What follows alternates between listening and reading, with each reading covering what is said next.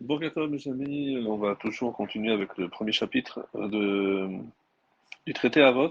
On est arrivé à la Mishnah Vav, la Mishnah 6, qui dit Yehoshua ben Perachia venitai ha'arbeli kibelu mehem. Donc il s'agit de deux nouveaux sages qui ont reçu leurs enseignements c'est-à-dire des deux sages précédents, c'est-à-dire de Yossi ben Yozer et Yossi ben Yochanan.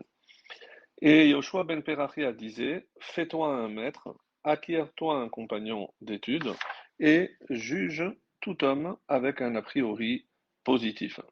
La Mishnah suivante, c'est le deuxième qui va s'exprimer. Nitai Harbeli disait, écarte-toi d'un mauvais voisin, ne t'attache pas aux mécréants, et troisièmement, ne désespère pas du malheur, entre parenthèses, qui finira par frapper le mécréant.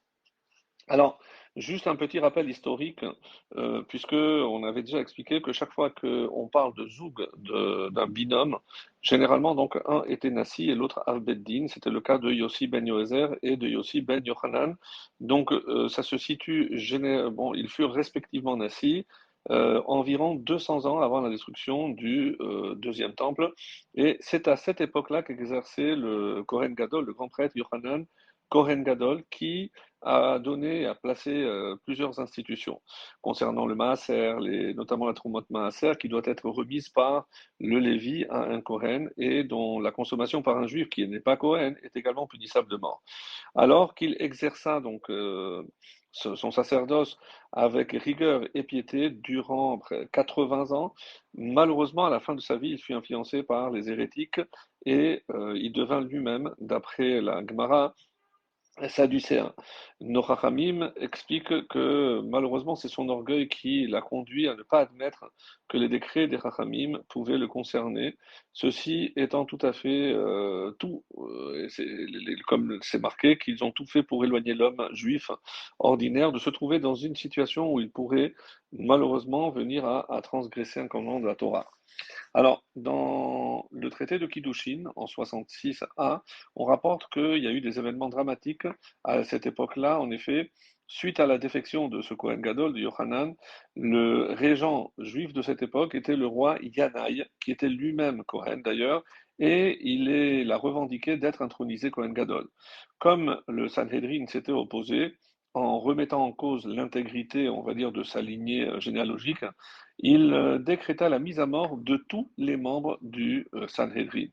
Et c'est ainsi que Yehoshua ben Perachia, dont il est question ici, a dû s'enfuir en Égypte, à Alexandrie, afin d'y trouver refuge, tandis que son élève attitré, Shimon ben Shattar, qui était lui aussi membre du Sanhedrin à cette époque, avant de devenir lui-même le Nassi quelques décennies plus tard, il fut caché à Jérusalem même par sa sœur, la reine Shlomtzion, qui n'était autre que l'épouse du roi Yanaï. C'est elle qui a fini par raisonner le roi Yanaï afin qu'il annule ce décret, et c'est ce qu'il a fait quelques années plus tard, conduisant donc les sages du Sanhedrin, les rescapés, à retrouver leur rang. Dans le traité Sota 47a, le Talmud rapporte que il était d'abord un peu réticent à retourner à Yerushalayim, puisque sa confiance dans le roi n'était pas évidemment une confiance aveugle. Yoshua ben Perachia a retrouvé son poste de Nassi grâce à son élève Shimon ben Shettar, qui lui fit parvenir donc une missive dans laquelle il l'a interpellé en lui disant: C'est à moi qu'appartient Jérusalem, la ville sainte, tandis qu'à toi revient la ville d'Alexandrie. Ma sœur, mon mari se trouve chez toi alors que je demeure abandonné. Et là, le maître Yoshua ben Perachia a compris que la paix était effectivement revenue et que sa place était parmi le Sanhédrin, dont le siège était toujours dans le temple de Jérusalem. Alors, sous l'influence des Sadducéens, donc Yoshua ben Perachia a dirigé le peuple juif avec une rigueur extrême, tellement que les sages lui ont fait le reproche. Et il nous enseigne en effet que tout dirigeant doit savoir repousser le fauteur d'une main, tout en lui tendant la deuxième pour lui laisser une possibilité évidemment de revenir, de se repentir.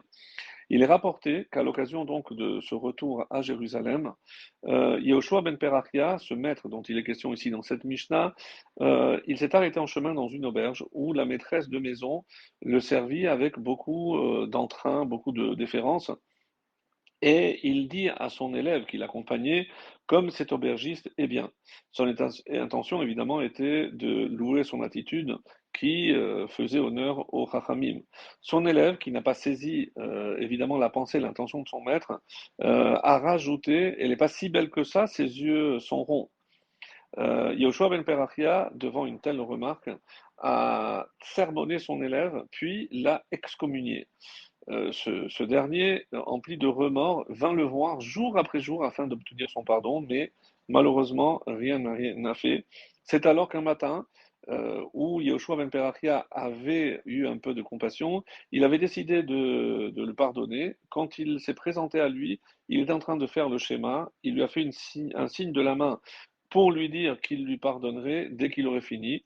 Malheureusement, l'élève a mal compris, il pensait que c'était un refus et quand, il a vu qu'il a perdu tout espoir, il a quitté, il a fini malheureusement, hem, par, il a mal compris, je disais, et il a quitté le lieu d'étude et il a disparu. C'est alors qu'on a découvert qu'il s'est adonné à l'idolâtrie et il a exhorté son entourage, malheureusement, à le suivre. D'après, nos commentaires, cet élève ne serait autre que le fondateur du christianisme. Et c'est pour ça que Yoshua ben Perachia, il est allé finalement à sa rencontre, le suppliant de se repentir, mais son élève lui a dit qu'il n'avait plus la force. Est-ce que tu ne m'as pas enseigné que tout fauteur qui exhorte les autres à fauter ne peut pas se repentir? C'est d'ailleurs de là que nos maîtres, dans Sanhedrin par exemple, dans la page 107, disent qu'il ne faut jamais être intransigeant avec ses enfants ou ses élèves, quelles que soient les conditions, car des conséquences incalculables peuvent découler de cette fermeté excessive et inconsidérée. Et voilà comment est né en quelque sorte le christianisme. On comprend maintenant ces propos. Qu'est-ce qu'il dit? Assez lecha Rav, donc fais-toi un maître. Le Rambam, par exemple, explique que même si c'est tel homme n'est pas apte à être ton maître, fais-en ton maître plutôt que d'étudier tout seul. Pour ma part, j'ai entendu, dit le Rambam, fais-toi un maître, viens nous enseigner qu'il convient de prendre un maître chez qui on étudiera, plutôt que d'apprendre chez l'un aujourd'hui et chez l'autre le lendemain. Ainsi, malgré le fait qu'il est rapporté dans le traité Avodazara que les sages ont dit que celui qui apprend la Torah chez un seul maître ne voit pas de bénédiction, les commentaires ont expliqué à quel propos cela a été dit? C'est à propos des raisonnements qu'il convient d'échafauder pour comprendre ce qu'on appelle la sévara, où il est bon d'apprendre différents types de raisonnements. Alors, le deuxième enseignement, acquiert-toi un compagnon d'études, et ce, même si tu dois pour cela payer ses services de manière, on va dire, substantielle, ne regarde pas à la dépense afin d'acquérir son affection. Par contre, concernant un maître, il n'est pas approprié de dire acquiert-toi un maître, car un maître doit dispenser ses enseignements gratuitement. Et juge tout homme avec un a priori positif signifie lorsque la chose à juger est sur la balance sans qu'il soit possible de faire pencher d'un côté ou de l'autre, comme par exemple un homme à propos duquel on ne sait pas, on ne sait rien de ses actions passées, qui pourrait nous permettre de déterminer s'il est juste ou il est mécréant, qu'il a commis un acte qui peut être jugé favorablement ou défavorablement, il convient à ce moment-là, par ce qu'on appelle midat chassidut, une mesure de piété, de le juger d'emblée de manière favorable. Par contre, s'agissant d'un homme dont l'impiété est avérée, donc c'est un mécréant, il est permis de le juger de prime abord de manière défavorable. En effet, nos sages ont dit que c'est seulement celui qui est soupçonneux à l'égard des gens honnêtes, kshérim, comme c'est rapporté, qui sera frappé dans sa chair, loqué, bégoufo, comme c'est rapporté dans le traité de Shabbat 97. Il en ressort que celui qui est soupçonneux à l'endroit des personnes impies n'a pas à craindre d'être frappé, mais malgré tout, vu la vie et l'exemple que euh, Yoshua Ben Perachia nous a donné, il faut rester très très très circonspect et ne jamais être d'une fermeté excessive, ni avec ses enfants, ni avec ses élèves.